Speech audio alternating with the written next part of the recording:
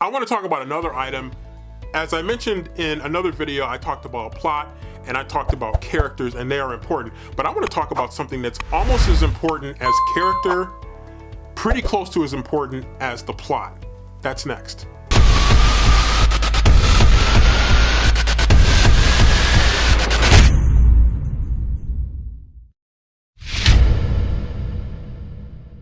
Earlier I talked in another video, well, I guess it depends on the order that I put these videos in, but that's another story.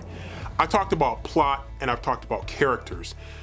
Another thing that's going to be really important, because the plot and the characters are going to help you to get hooked, and a lot of times they're going to help you go through from the beginning to the middle to the end.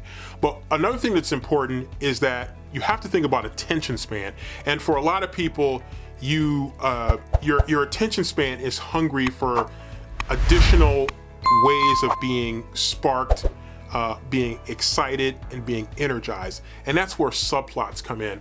And I can think of some stories that I've written recently where I developed a nice subplot that really got me so interested in that aspect of the story that was going on that it almost distracted me from the actual story. And I've thought about that at times in books that I've read as well, where you really start to find that that subplot is one of those things that's going to really help you going, where you might DNF a book at a certain point because you're kind of getting lulled into this storyline, and you maybe figure you know where this story is going to go, but then you got this subplot that's going on that's really going to help you to get re-energized with something. Now the subplot can't be just something ridiculous that's just out there in left field and doesn't make any sense with the rest of the book. You want it to make sense with the rest of the book, of course.